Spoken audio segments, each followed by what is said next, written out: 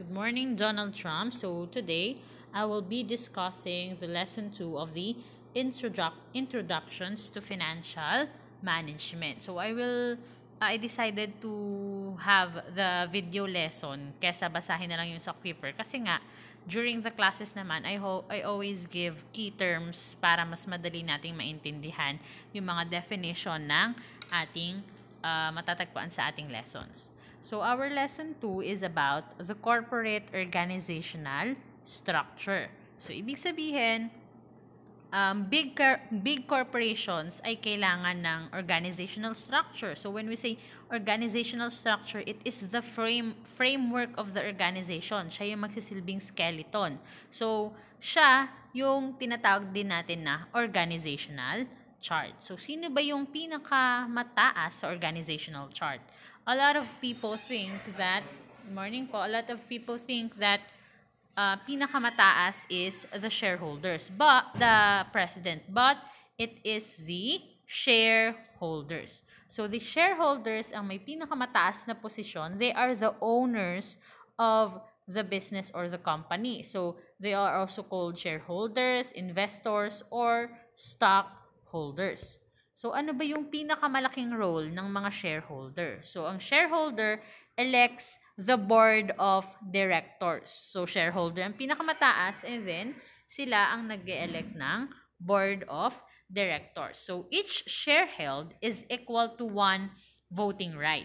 Ibig sabihin, kung gaano kalaki or karami yung voting right na meron ka or nabili mong share or shareholdings in the company, yun lang yung kakayahan mo na makapag-vote ng board of directors. So since the board of directors is elected by the shareholders, their responsibility is to carry out the objective of the shareholders. So sinasabi dito na since ang mga board of directors daw kaya sila nasa posisyon ay dahil binoto sila ng mga shareholders, kailangan lahat ng objectives nila, lahat ng decision nila ay para sa ikagaganda at benefit ng mga shareholders. So again, ang shareholders, ang kakayahan nila na bumoto, magbigay ng vote or to elect board of directors is depende lang sa kung gaano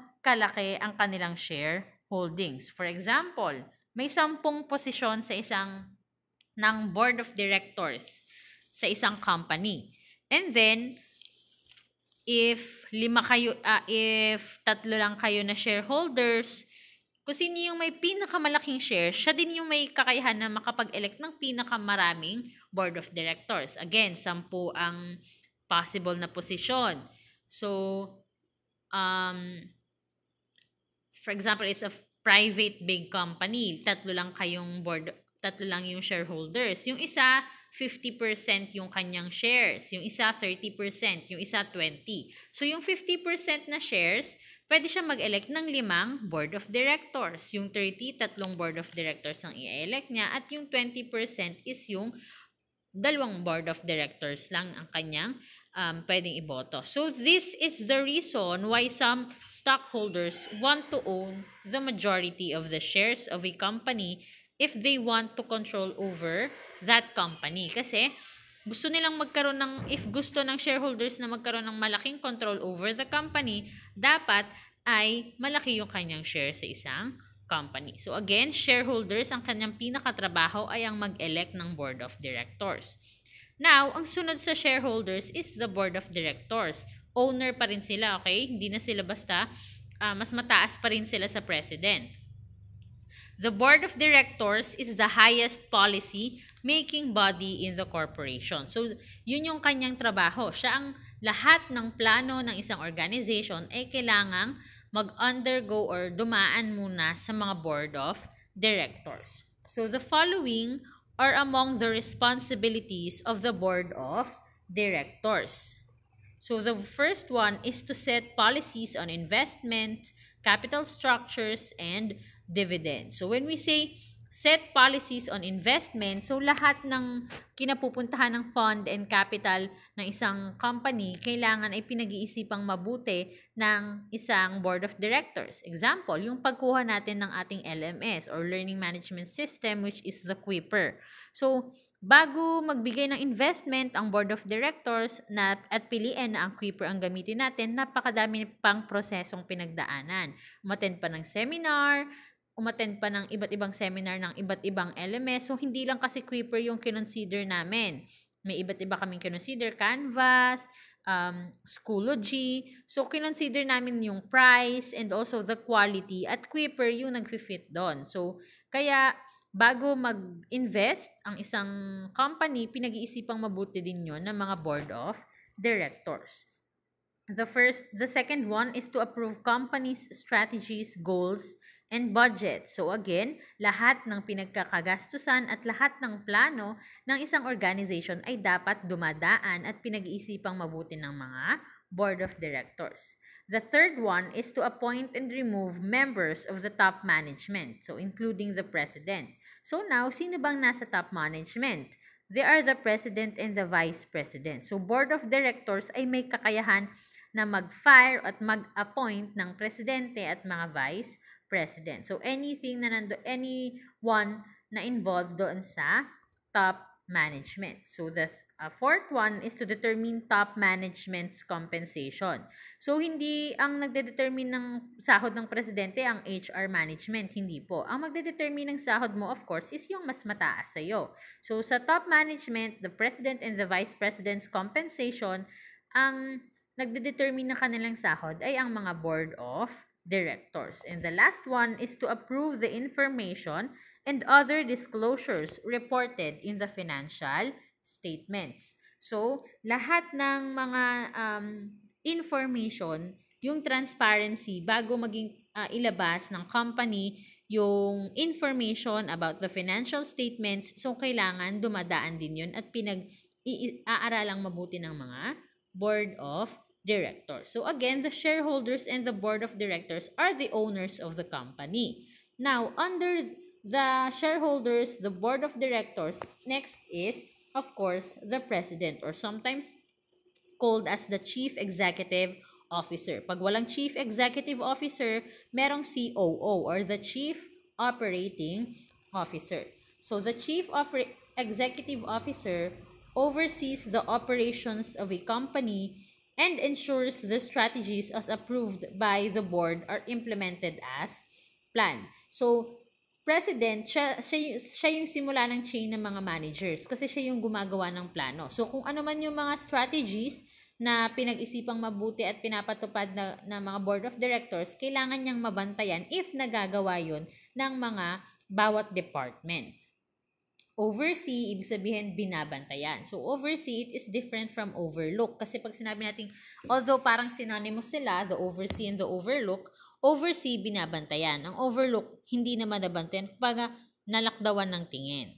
The next is to perform all areas of management. So, the president, syempre, bago yan maging president, napakadami ng pinagdaanan yan. So, kaya kaya niyang magplano, mag-organize, mag-staff, and mag-direct, and also mag-control ng isang organization. So again, siya yung parang top manager. Hindi siya owner but she or he is the top manager in the corporation. So napakadami niyang kailangang gawin na areas of management. The last one is to represent the company. So sometimes the president is only the face of the company. Yun yung representative ng company.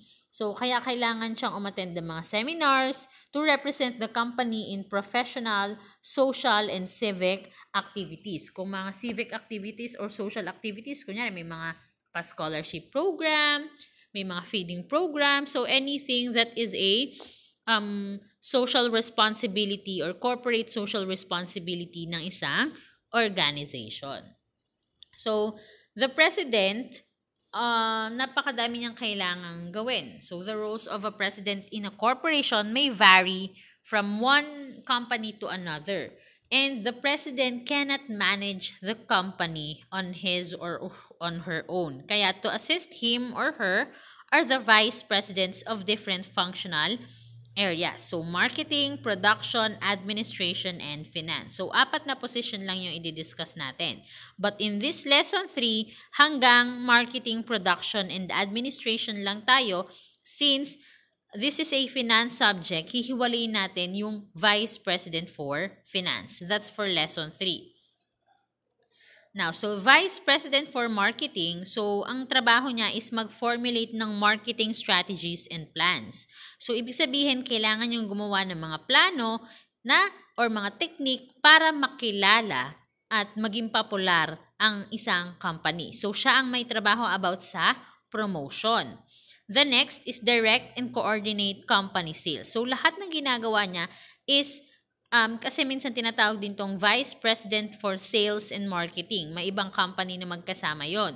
So, dinedirect and kino-coordinate niya yung sales or yung revenue ng company since lahat ng ginagawa niya na marketing and strategies ay para maging popular ang company. Pag naging popular ang isang company, mas malalaki yung kanilang profit or sales. The next is to perform market and competitor analysis. In order to be active or to be popular, dapat alam ng isang marketing manager kung ano yung competition. At kaya dapat niyang pag-aralan yung market. Pag sinabing market, ibig sabihin yung situation kung ano yung ino-offer mong product, kung ano ino-offer mong service, kung ano yung mabenta ngayon, kung ano yung gusto ngayon ng customer. So, kailangan mong pag-aralan kung ano yung ginagawa ng iba na pwede mong i-apply sa iyong business. The next is to analyze and evaluate the effectiveness and cost of marketing methods apply. So, after mong ma-formulate or makagawa ng plano, tapos ginawa mo na yung plano, now, kailangan mong evaluate, naging effective ba yung ginawa kong promotion? Naging effective ba yung ginawa kong advertisement para mas makilala ang business or kailangan maidagdag pa ako. So, hindi yun natatapos sa paggawa ng marketing plan or pagpaplano lang. Kailangan din gawin na i-analyze at evaluate or i-test mo. I-assess mo kung naging maayos ba yung ginawa mo na plano or marketing strategies. The next is conducting or directing research that will allow the company to identify new marketing opportunities. So, example of market research is benchmarking. So, ibig sabihin ng benchmarking, pupunta ka dun sa ibang company, tapos pag-aaralan mo yung behavior nila, kung ano yung paano sila, yung service nila, yung produkto nila, and then yung mga advantages pwede mong i-apply sa company mo. Example ako, nagpunta ako sa ibang school, inobserve ko kung paano magturo ang mga teacher. Tapos, i-apply ko siya dito sa school natin. So, ganun yung sinabing mag-direct ng research para malaman kung ano pang iba't ibang marketing opportunities ang pwede mong ma-apply sa business. So, the next one is promoting good relationship with customers and distributors. So, dapat as a marketing manager, isa sa mga pinopromote mo is harmonious relationship with the customers and the seller. So, hindi lang basta yung pangalan ng company, kundi yung mismong relationship ng company with other participants in the industry. Sa customers, sa sellers, sa suppliers. So, kailangan merong harmonious relationship. So, the key term in Vice President for Marketing class is strategies. So, again, the key term in Vice President for Marketing is strategies kasi lahat naman ng dinidiscuss niya or trabaho niya ay may kinalaman sa paggawa ng strategies para makilala ang business. Next is for Vice President for Production. So, the first one is to ensure production meets customer demands. So, kailangan ang production ay nasasatisfy ang customers. Kailangan laging na-achieve ang customer satisfaction. At kaninong role yon sa production? Why? Because sa kanila nanggagaling yung output. Sila yung gumagawa ng result. And result or output or outcome yung natatanggap ng mga consumer. So, kung ano yung mga produkto na nagawa under the production department, kailangan nasasatisfy nun ang customer. Next, to identify production technology or process that minimizes production cost and make the company cost competitive. So, dapat daw, nag-i-invest tayo sa mga technology na alam natin na makakatulong sa gawain ng company at makakabawas at yung pag binili natin yun, mas mapapadali nun yung trabaho within the organization. Example po niyan, kailangang maipadalang mga documents sa iba't ibang department. So, instead of just printing all of the documents na medyo may kamahalan kasi mas mahal ang ink, why not buy a Xerox copy machine?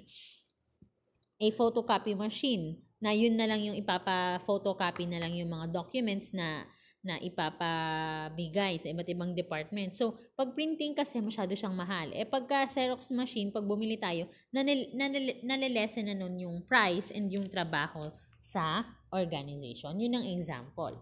So, next is coming up with a production plan that maximizes the utilization of companies' production facilities. Dapat daw yung binibili natin na production facilities, equipment, or machineries is dapat nagagamit talaga siya ng company. Pag bumili ka ng computers, pag bumili ka ng printers, dapat na-utilize or na-maximize natin yung paggamit natin dun sa mga production facilities para hindi nasasayang ang investment. And the last one is to identify adequate and cheap raw materials or suppliers. So, kailangan para maging competitive tayo, makapasok tayo sa competition, dapat yung raw material suppliers natin, alam natin na quality yung pinaprovide natin. Kasi nga, kumukuha tayo ng raw material maaaring sa iba tayo kumukuha ng input. Pero tayo ang nagpa-process at tayo ang nagtra-transform nun into output, in which output ang nare-receive ng customers natin. Kaya ang key term for production is process. Kasi lahat kung ano yung nare-receive ng company ay nanggagaling sa atin. So, sa atin kumukuha tayo ng input, tapos yung input tinatransform natin, and then binibigay natin sa kanila ang output. Kaya yung process nangyayari sa production department. The last one is the Vice President for Administration. Kasi nga ang finance is a separate lesson. So, Vice President for Administration the first one is to coordinate the functions of administration, finance, and marketing departments. So, ang trabaho niya, kung ang Vice President for Marketing, nilalapit niya ang company sa ibang tao sa labas sa environment, now, ang Vice President for Administration, nilalapit niya ang employees ng bawat department sa isang organization. So, siya yung nagka-coordinate, siya yung nagtitingin, or pinaglalapit-lapit niya yung mga employees in the organization. So, siya yung bahalang magawa ng mga team building, siyang gumawa ng mga seminars for this department. So, kino-coordinate niya yung functions na related naman sa lahat. Next is to assist other departments in hiring employees. Now, if a department needs an employee, hindi po sila ang mag-hire, kundi ang Vice President for Administration. Example is the HR department. So example, in Rizal College of Taal. So since we are a big corporation, we have Vice President for Administration. May administration tayo, dyan kayo nagpupunta para magbayad ng inyong may mga fina-file kayong documents. So if a department, example, the senior high school department wants to have a teacher for the ABM strand. So, hindi si Ma'am Jerly nang maghahanap.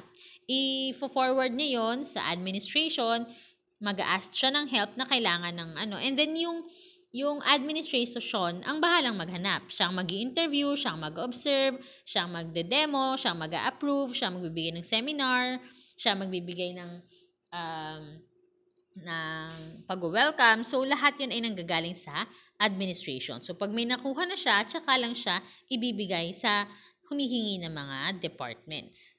The next is to provide assistance in payroll preparation. So, kung nakikita nyo naman,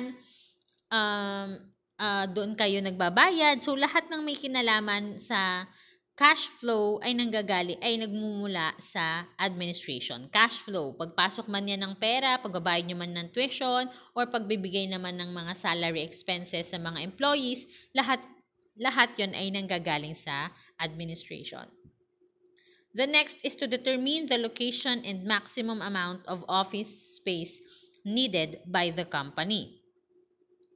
So, ibig sabihin yan, kailangan, if the administration wants the employees to perform well or to give their best in their field, dapat yung mga employees ay komportable sa lugar na pinagtatrabahuhan nila. Kaya dapat if may kinakailangan na mga, kunyari, facilities, kailangan ng maganda ang faculty para makapag-perform ang mga teachers ng maayos, kailangan ng ganito na hindi siksikan, kailangan ng ng magandang office space ng mga employees para makapag-perform sila ng maayos. Yun ay itinataas din sa administration. So if administration wants the employees to perform well, dapat nagpa-provide sila ng conducive and comfortable na environment. So, ibig sabihin, the key term for administration is employee. Employee or employees. Ang kanyang trabaho ay may kinalaman sa employees. Pasahod ng employees, seminars para sa mga employees, para ma-promote ang mga employees, para matuto or patuloy na mag-grow and mag-develop ang mga employees. Kailangan din ng payroll, sahod. So, lahat yon, pag-hire and pag-fire ng mga employees, lahat po yan ay trabaho ng administration. So, as a review, shareholders elect the board of directors. Board of directors is the highest policy-making body in the corporation. Vice president for marketing is for strategies, and the production is for process, while administration is for employees. And the last na i-discuss natin for the third lesson is finance.